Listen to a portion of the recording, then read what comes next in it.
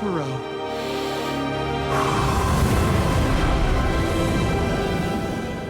Hi, I'm Dan. I'm Olga. And today we are reviewing The Dragon Prince Book 2, Sky, in its entirety. Full spoilers ahead as we get into a deep dive here. We have a fun little show ahead of you. We have our highlights from the season. We have our criticisms for the season. We have our most valuable players. You're my most valuable player. Shucks. We're going to talk about the ships a little bit, and then we are going to give an overall grade.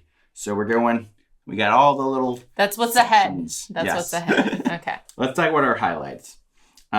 First off, I just feel like this season worked out very nicely. I think it was better paced than season 1. I think we got some really nice character arcs for everybody. It felt like season 1 was sort of like the teeing up the ball. Season 2 really hit it out of the park. Yeah, season 1 really was about the world building. Yeah. And while we learned a lot about the characters, I mean, in our season 1 review, I think we called out the pacing and felt just like, oh, it's 9 episodes. A whole lot is happening and not necessarily everything is given the right amount of time to make it feel like a season finale and a true... I mean, well, the season finale made sense as a season finale. It just felt like, well, that was just 9 episodes. To me, it felt like a mid-season finale. Yeah. Like the act of Zim being hacked is obviously a big season finale move, but like the whole thing leading up to that, and then like going up the mountain, felt like a random filler episode of Avatar. And then it was just like, oh, this is the finale, okay. And the fact that it took like 3 episodes to really get going at the beginning and let action truly happen. Yeah. With a show that's like half an hour or less per episode, it just kind of, again, that was season 1. So pacing was definitely for us an issue. And I do agree, season 2 focused it in, used those 9 episodes a lot better, a lot more effectively. Mm-hmm. And I can't say that I had that many issues with it. I mean, do I want more? Yes.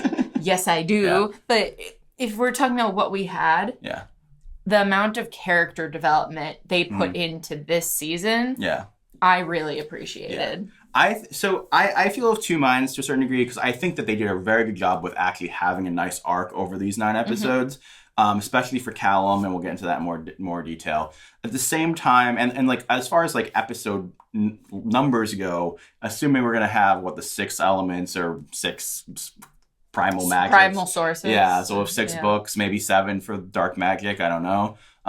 That's going to lead to a large amount of episodes. Yeah. The thing is, for me, though, that by making these 9 episode chunks into seasons, in some degrees, I do think isn't great, because even though I like what they did with Callum here, I feel like if that same arc had been over 18 episodes, it would have been even better. Yeah, so that's what I'm saying, of like, if we're talking about how much we could objectively get. Yeah. They did a better job with 9 episodes in book 2 than I think they did in book 1. Yeah. But I feel like because book 2 was a different beast. I'm okay with the release pattern. I just do feel a little bit worried about how it affects storytelling to feel like you have to have an arc within each 9 episodes. I can see that.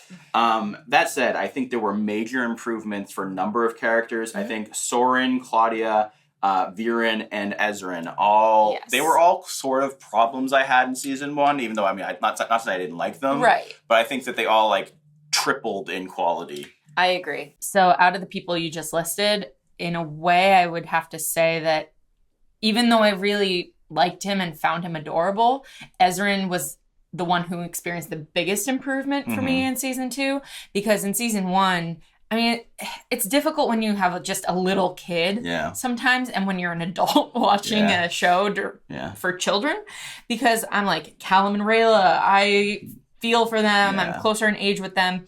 Claudia, Soren, even they're also older. Like, these are the characters, because they're older, they have the ability to do more and express more. Yeah.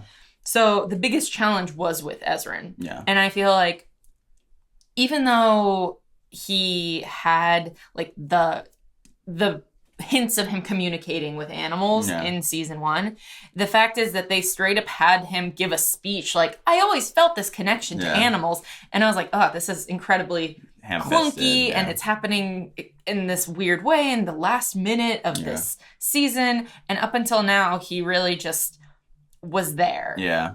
I mean, to me, I think the thing with season 1 was it almost was like, hey, here's Aang from Avatar without any of the weight. It's just the kid part. It's just the mischief and the fun. And that's fine, but it made him, to me, the least interesting member of the group. Yeah. And I wanted more for him to do. I think him I mean, to be fair, again, it was almost all in the last third. Yes. But I think they did a really good job at the end of season 2 of having him find out about his dad passing and then making that very mature thing of, I'm going to go back and be the king.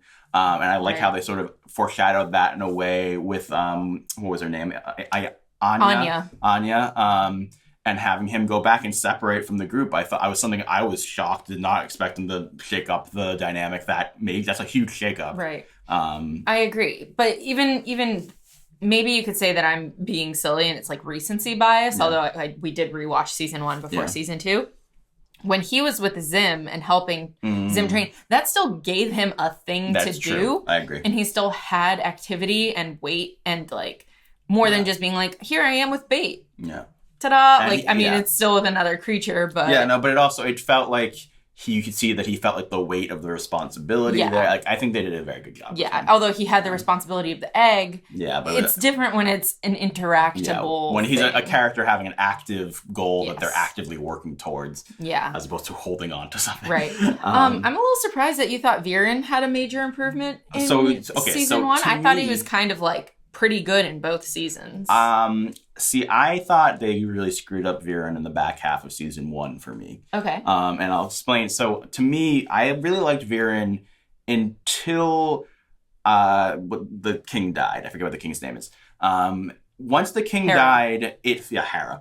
It felt like Viren just went full cartoon villain. That's true. Yeah. Whereas, I felt like before that, I was like, I loved in season 1 how he was like, he actually had the moment where he was going to sacrifice himself for Harrow. That's true. You felt that, like, connection, and it wasn't just, I am the one who's the best ruler. Blah, blah, blah. I deserve this power. Yeah. And especially, I remember we talked about at the end of season 1, where it's like, it shows him with, like, the purple face, and he's all creepy, and I'm like, well, okay, I guess now he's just, like, super villain, mega evil. I felt like this season, even though he was villainous, obviously, throughout, they did a good job of making you understand his point of view, being like, you know what, he actually does seem to have the kingdom's best interest in heart. Nobody's listening to him, and guess what? They probably should be, because we, as the viewer, are seeing what the Sun Elves are doing. We're seeing that there is actually a dragon overhead. Right. And even if the dragon hadn't, like, attacked, like, that's a reason to be worried. Like, it's one of the ways the show... this season isn't just about character. Yeah. It's also, this is the world of, like, it makes sense that the dragons are using intimidation and you have this, like, brinksmanship between these things. And then, it gives Soren more to do to, like, break through it, and Claudia more to do to, like, interact with Soren. And just the follow through of season 2 makes perfect sense. And you are right about Viren. Yeah. They do scale back on his villainy, so to speak, by having him stand up for Catullus in front of these kings and queens, and he's not just trying to hurt them for the sake of hurting them as like revenge, it seems. Well, by the end, it kind of is. But we don't know. We don't know if that is him sending those like shadow elves, I suppose. They look like elves. To intimidate the other kings or to actually like murder them. Yeah. Well, the thing is, for me, about even if he is sending them to assassinate them, at that point, he's, like, under the influence of this elf. Yeah. And so, to me, like, that is another extra thing where it's like, oh, he had, like, the capacity to go bad, but now he's, like, being influenced in a way that that's a much more interesting dynamic to me. Like, his first goal was to talk to them. The fact that we had these flashbacks, I thought was really interesting with him because I was, like, half the time I was like, how much of what he's saying is actually real? Like, are we having an unreliable narrator? Like, that was an interesting dynamic. I think the fact that he...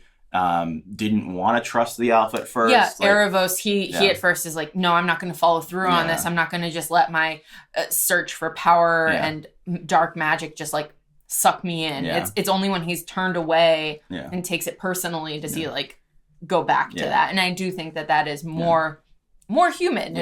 Yeah, and I will say, I mean, even though, like, I definitely still think he's, like, a villain, I did feel kind of, like, upset that he was getting his comeuppance. I was like, no, he wants to help the kingdom, you know, like, and so I was like, you know, now Ezran's coming back, so I'm like, okay, well, Ezran can handle it. But without Ezran, I was like, well, there's nobody else to fill that void, really. There's a council. Yeah, so but my point is, they suck. I mean, they're focused, they're very by the book, and he's like, I will do what it takes. And that's very much the character that's been established. He's do what it takes. Yeah. So I think that what's really great about Soren and Claudia is we finished season 1 and we're like, okay, who's going to be, to use Avatar language, who's going to be the Zuko? Mm-hmm. Which of these two bad guys is going to come over to our side? Right. Which of them might go even more dark, whatever. And I think that they, in some ways, broke expectations, because I would say I don't expect either of them really to Zuko, because I think both of them are already kind of good people. In some ways, I'm like, they're their father's children, where they have his arrogance. They have these tendencies of, like, thinking they know what's best. Yeah. But at the same time, they also have this other factor of, like, more kindness and care. And frankly, I think it's like they care about each other more than they care about, like, their duties. And I feel like their father is the opposite of that. Yeah. Well, the thing is, I just think that they did a good job. Like, at first I was a little taken aback at how quickly we had them interacting with everybody. I agree. But I actually think they did a great job of just setting them up as actually complex gray area characters. Mm-hmm. And that's the thing where, like, I would say even on Avatar, it was much more like, oh, he's a bad guy and now he becomes a good guy. Mm-hmm. You know, like, I think that they did a very good job of making them complex. Like, they made me care about Claudia, like the fact that they, you know, even though I knew she was making mistakes, the fact that they had her tell Callum and she couldn't lie to him. Yeah.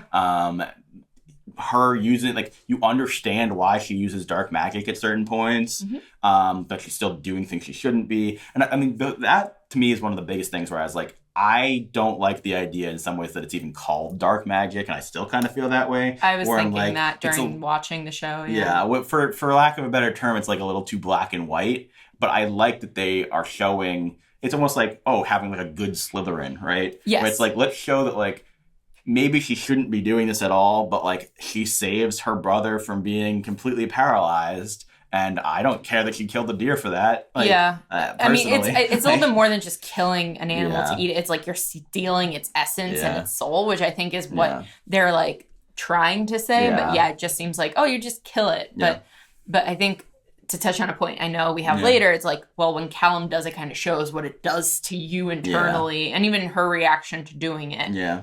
And clearly what it's done to Viren over time. Yeah, like, it's more than that. But her reason for everything isn't just to be like, and now I'll blindly go forward and kill the people. And even though Soren almost kind of tries to attempt an accident at Ezran, even he's like, I don't want to do this anymore. I am burdened by expectations. And even though that in a way is like telling, not showing, they've done a better job with it through the dragon fight.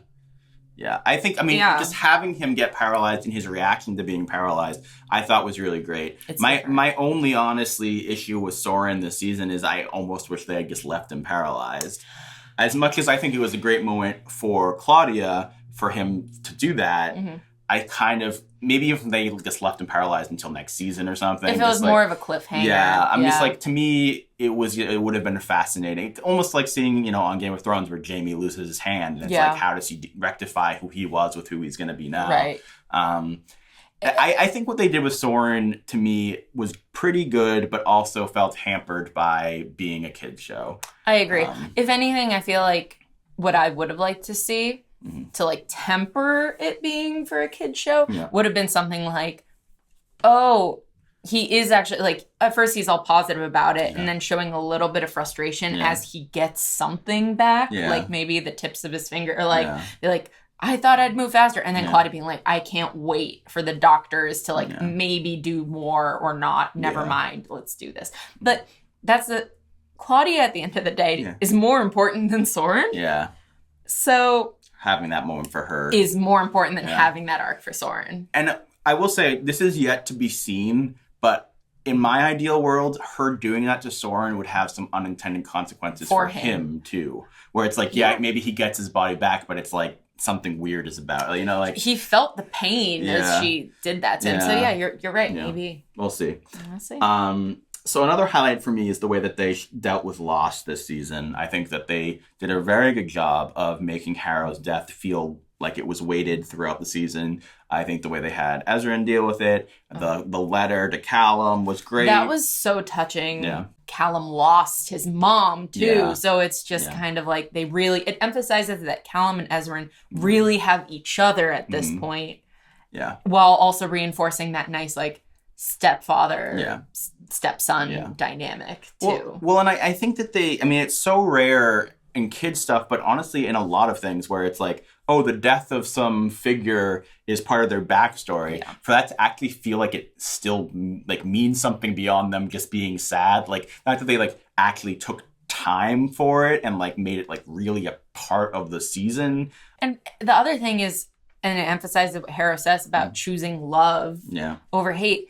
This isn't a revenge story. Like you say other things where someone experiences a loss of a figure, of a father figure, a leader, a lot of it is, even if they reject the revenge by the end, the middle piece or the journey is about seeking revenge and vengeance.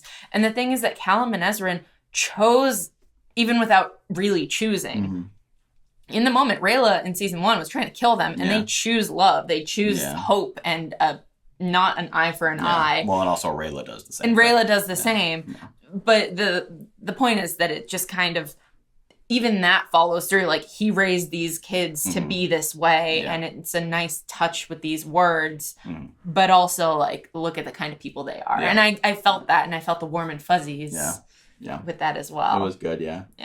On a different note, I think we both enjoyed the blind pirate. Oh, it was so great. I loved him. He was really cute. I want us to do a cosplay where Dan is the blind pirate and I'm the parrot. Yes. So not much more to say there, except that he was great. He was really good. Him and Rayla together. As far as action goes, Amaya versus the Sun Elves, fucking awesome. That was such a there are 2 fights with that, but they were both fantastic. Really, really good shit. The character design of them is awesome. Yeah. In general, the action was actually really good this season. The dragon attack later on, like all of the seeing them animate fire is really cool. Yeah. So Zim learned to fly. Yep. Zim learning to fly, great moment. Love that sort of ending of the season. Even he has a little character arc. Yeah, he's adorable. This thing is, when they at the end of season 1, I was like, I don't know how I feel about this character design. But I really like Zim now. Yeah. Zim's adorable. Little puppy noises he makes. And the licking, the kisses with the lightning. I know, with the little zaps. Yeah. I think the flashbacks we have some criticisms about. We'll get back to that later. But I think generally they were very interesting. It was great to see more of Harrow. I liked seeing the mom. Sarai. Yeah. So a lot of cool stuff there. Yeah. I personally was talking also about like adult stuff happening. Her whole thing where they were talking about the dream about Lady Justice. Yeah, and she's like, what was she wearing? Or something like that. And it's like, what do you mean? And she's like, oh, so it wasn't a very good dream. Yeah. I'm like, whoa, raunchy stuff. Netflix, my heavens. I mean, they have a show called Sex Education on at the same time. And so leading into our criticisms, I will say a highlight for me is Callum using dark magic and also him learning to use sky magic. All of that was great. But getting into the criticisms, to me, I felt like overcoming dark magic, like the pull of the desire for dark magic went a little too easy.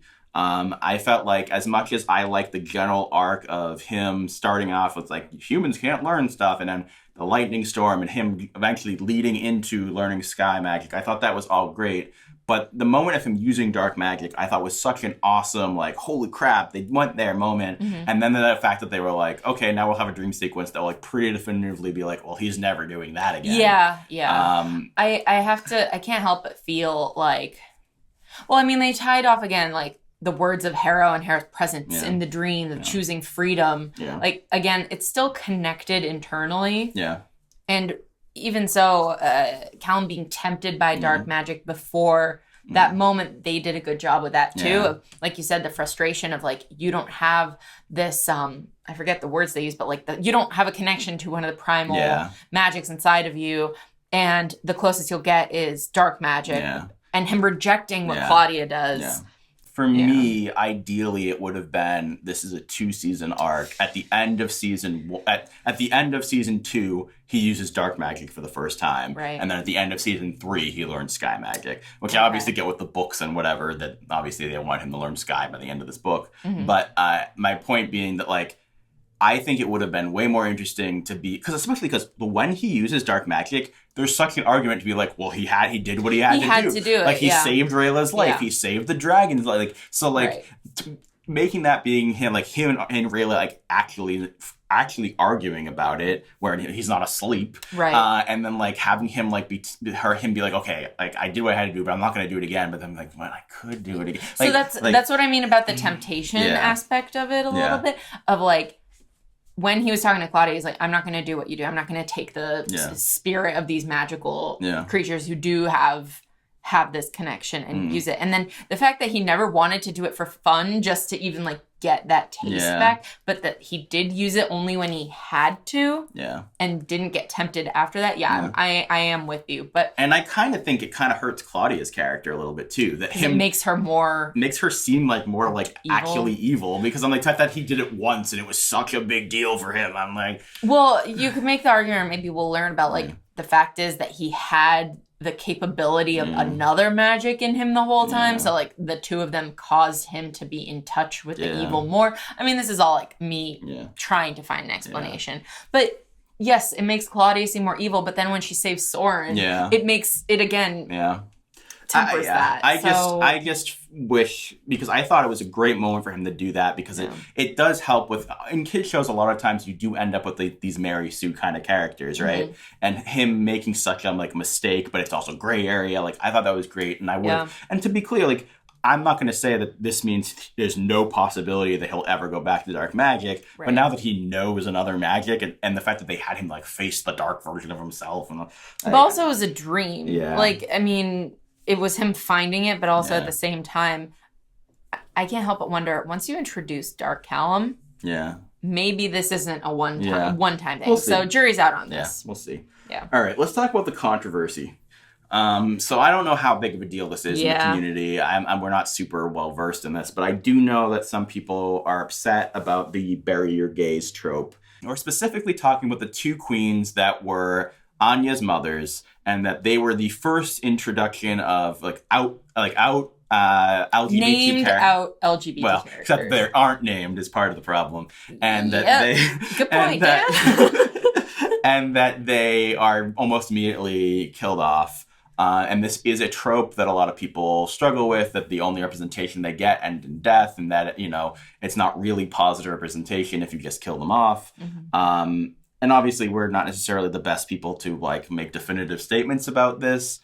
People feel what they want to feel about this, obviously. And I'd love to hear in the comments below if you had an issue with it, if you didn't have an issue with it. I know that the creators of the show were aware of the trope, and that they said that they had a lot of discussions about this, ultimately decided to go forward with it. That is not the end of the representation on the show. I never just, this show is clearly trying to do more with everything like this. So it bodes well, but... So I see why people would take an issue with it. At the same time, to a certain degree, there is definitely positivity. Like, they straight up on a kids show had the two women kiss. They, they were married and had a kid. And they produced it. I mean, there's a product of their love still present and fighting for their legacy there. They chose to fight for their people and die for their people. It wasn't like an accident. They are immortalized as statues and heroes who save people. Right. So there are much worse representations of this trope. And ultimately, I feel like they probably were in their minds were like, well, we could have these random hetero couple do this, but in some ways, isn't it cool to introduce this thing as a side thing and just let it be part of this world? I personally think their biggest mistake was not having other representations already when this was happening. I agree. That's my opinion too. Where now, if they're saying this isn't the end. Or now it's like, well, it doesn't feel like, well, here's a replacement for that. Instead of like, here, these things can coexist at the same time. Like, you don't need to choose between one or the other, like only having one at a time, because there isn't a one at a time kind of like hetero situation happening. I do think that they've earned some goodwill, both being people who worked on Korra and also Amaya and other sort of representations that they've shown. I believe that they mean well. Whether that matters, and ultimately, I don't know. It's up for debate. But that's what it I would have helped if they had names. Yeah. It would have, frankly. In a different note, I felt like the comedy was sort of hit or miss here. And that's obviously subjective. That's subjective because I can't think of many misses. Like, I don't think the misses stood out to me very much. Yeah. I mean, but the hits really hit. So I think there are things like the haiku stuff that to me was a little bit like, there were just times where they were like, clearly there's comedy to because we don't want this to be actually dramatic, right? And I'm like, again, it's hard for me as an adult viewer being like, I understand you're doing this for the kids, and I'm not even saying the haiku thing like didn't have a funny punchline or anything. Like at the end there, I thought it was kind of funny, but that's just my opinion. Yeah, it could be sometimes just a bit much for the seriousness or what you think would be the seriousness of the moment. Yeah. But overall, the real serious stuff hit. Yeah. And the comedy was just like an ever-present thread that I think they didn't always pull back as much as everyone would want. So yeah, that's definitely a matter of personal taste. I also want to talk about, if you're talking about the serious moments, the facial animations. There were certain times where I felt like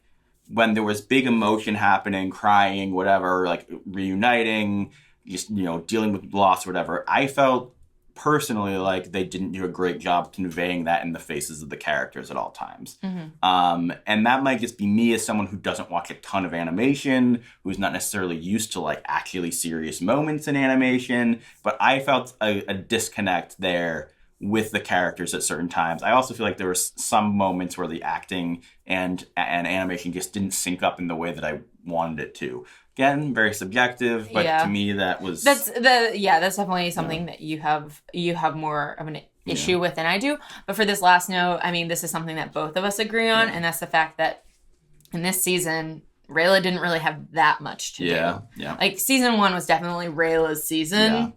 And I feel like they very purposely made this Callum season. Yeah. And I don't blame them for that. I think that was a great decision, but I also feel like Rayla could have had more to do. Like, we loved her so much in season 1, and pulling back on her responsibility and screen time in a way.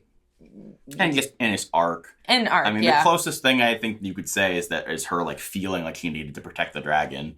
Yeah, like she still had action-y things to do. She was still physically doing things. It just didn't have as much weight to it, honestly. I did like her back and forth with the moon mage lady at the beginning of the season. So now for our MVPs. Yes, so to talk about MVPs, my MVP, I feel like you have to say for this season is Callum. I think he had the most to do. He had the most interesting stuff to do. Seeing him, I really like how much they emphasized his artistry. I loved him going into the thunderstorm and then him feeling really crappy about how stupid he was. And also I didn't have the guts for it. Yeah. Him dealing with his dad loss, dealing with trying to talk to Ezra, not being able to do it. That was so great. Even the romantic stuff I thought they did a good job with. Yep. And then him ending with being able to, do the sky magic, I thought was great. Also, and for one that isn't on your list, but is my MVP, is Corvus, the tracker sent by Amaya. Like, we had that taste of him in season 1, and then here he's captured quickly by Claudia and Soren, and then just like, he's not there too much, but he's an MVP in the sense of like, he brings us back to connecting our trio in a positive way with what's going on in the kingdom. Well, I think he's like kind of like the Amaya of this season, right? Where I feel like last season Amaya wasn't in that long, but she made an impact, right? Whereas I feel she was making impacts this season now. So.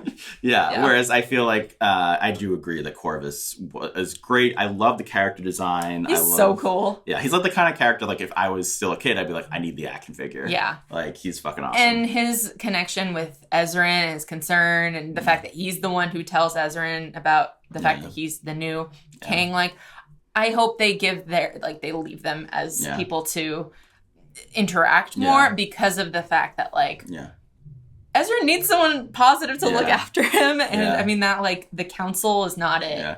Well, maybe Amaya will be it. I personally hope that Ezra doesn't just, like, teleport back to the kingdom, that we have a little bit of them traveling together, sort of like the Hound and Arya kind of thing. Except they're going to be friends from the beginning. I mean, they already have the touches of, like, Corvus thinks that, again, this is all, like, final act stuff, but that's not necessarily a bad thing of, like, he thinks that Ezra was eaten when he comes back and then is, like, so torn up about it. Also, the Banther was really cool. The Banther was really cool. Just the animation is great. So I'm a big fan of Corvus. And now my other MVP is Claudia. I think C's. I think they did a fantastic job with Claudia this season. So good. I felt like last season she was a worry point for me. I was like, she's okay, but she's kind of bleh. This season, her comedy was weird in season 1. I think they found a good medium with this in season 2, where I felt like her awkwardness. I'd say it worked 8 times out of 10. I think that her, like, actual drama worked very well. Her romance stuff worked very well. Let's actually shift that way. Let's talk a little about ships here. Yes. I think that the whole, like, date and everything with Claudia and Callum was really cute, and they did a very good job of handling it. I think one of the reasons Claudia got so much better is that she wasn't just, like, dark magic and comedy and listening to her dad. She had this sensitivity in this season, not just with Soren, but she had it with Callum. I wasn't expecting her to tell him anything. I thought that would take longer. I also thought she was just using him with the whole date stuff. Yeah. So it was really nice seeing their connection. And then, I mean, this isn't part of the ship stuff, but seeing her talk to Ezra too. Yeah. It's like, the fact is that having her be someone connected to both brothers makes me also understand more of the ship between Callum and her. Well, and also, again, just to talk about Claudia separately, the fact that in that she was so sensitive and good in that Ezran scene, talking about her parents' divorce and everything, but she was still scheming as far as, like, oh, she got him to bring her to the deer, and it's like, but she didn't tell him what she was doing, and like, I like that she's like, oh, she's sensitive and nice, but she's not too nice. Like, she's not too nice, but So I think they did a good job there. Let's talk about that and contrasting it with Rayla and Callum. I always say Callum. Speaking of someone who has a connection with both of the brothers. Yeah. So Rayla, I mean, they're really showing it so far, at least in this season, sort of one-sided with when he's like, is he going to die when he's when he's asleep in the dream world? What do you think about this? I mean, season 1, I was more like, oh yeah, Callum has a crush on Claudia, but that's going to get transferred to Rayla real soon. Yeah. And now the fact that I mean, Callum might feel betrayed by Claudia already. Yeah. So he's definitely not transferring his feelings yet, but I feel like Rayla all of a sudden having like, I feel like it's all of a sudden. Like, I don't really feel like that was super well done. I think it was... So, first of all, I mean, I prefer the idea of the Rayla, Callum. I prefer the Rayla, Callum combo as an idea. I do agree that they could have built up a little bit more slowly with the Rayla feelings. At the same time, it didn't seem out of nowhere to me. Like, they built up their relationship as individuals enough that I could understand that she felt something deeper. Especially if he's, like, not waking up, not responding, seems sick of, like, oh my God, this is making me more concerned. And I do think that I think they did a good job at the beginning of the season with all the dates and stuff of sort of subtly showing jealousy because you could easily read it as like, oh, she just doesn't trust them. She knows that they're keeping a secret. But I think there is an edge of jealousy in there too. Mm-hmm. So I think they did an okay job. I do agree that it felt like they kind of jumped the gun a little bit. It's just a little faster. Yeah. My assumption is that so she'll be sort of pining after him. Then she'll meet like a man elf, and he'll start having feelings for her, and blah blah blah. It won't just stay a love triangle. Yeah. So we'll see where that goes. I honestly like both combinations. I do too, which is why, especially with the improvements in Claudia, I'm happier to ship her and Callum. Yeah, my problem is just that I love Rayla so much. I know, I love Rayla. I love her. Yeah. So do we have any ideas of potential same-sex ships? I think that Corvus is like a named character who they may just like be like, oh, he's back in the castle and his boyfriend is a guard here or something like that. Like, I think that that could be a good way to do it, I guess. Yeah, we also talked about the idea of Soren potentially. Of like balancing the machismo of his job and his regrets versus like his true feelings. Yeah. Maybe he'll meet a poet. Oh, that would be cute. Also, you liked the idea of potentially Corvus and Soren. I did, because they have that touch of like, I'll let you go, blah, blah, blah, of like working together after the dragon attacks. But at the same time, I have trouble seeing any of our core characters at least interacting with characters that we currently know as potential. Like, I don't think we're gonna see a Rayla and Claudia or anything like that. No. I feel like they're already setting up Ezran and Anya a little bit, of both of them being like child rulers. So I don't know. It's hard to tell. I mean, early on in Korra, I would not have assumed Korra and Asami would be something that's true. Would occur. That's true. But you know, unless they're adding new characters, I just feel like, also Callum, like he already has 2 potential love interests, so I feel like they're not gonna make him. He finds a man elf who's into him. Yeah. So I don't know. We'll see. I mean, everything's on the table. Everything is on the table. Yeah. All right. So ultimately, how would you grade the Dragon Prince Book 2? It is a high A-. Okay. I would agree with you. I think it's an A-. I loved the season. I had so much fun with it. I'm so happy that it was as good as it was. Yeah, I honestly, if it wasn't for the way that I feel like they sort of dropped the ball with the dark magic, I would have given it an A. But to me, that is a significant issue for me. Yeah. I think it might... you've convinced me that it is a bigger issue than it actually was at the time I felt watching it. But you're right. It's just enough where I'm like, the storytelling could have gone just a little bit further. Yeah, exactly. But I mean, if this show continues on this track, like season 3 is going to be amazing. I think the thing is, on a show like this, like, so like if I'm grading this on like par with just like other kids shows, this is like a AAA+. I think the problem is that when it gets to be this good, then I just I'm grading it on the same scale that I'm grading Game of Thrones or whatever. Like this is just a good show, so it's an A- for me. All right. Yeah. So thank you guys so much for watching. Let us know what you think in the comments below. What did you agree with? What did you disagree with? What ships do you like? What are your theories for season 3? Yeah. What's going on with the Dark Elf star guy? Erebos. Let us know. Thank you so much for watching. Please subscribe, and I hope you're doing okay.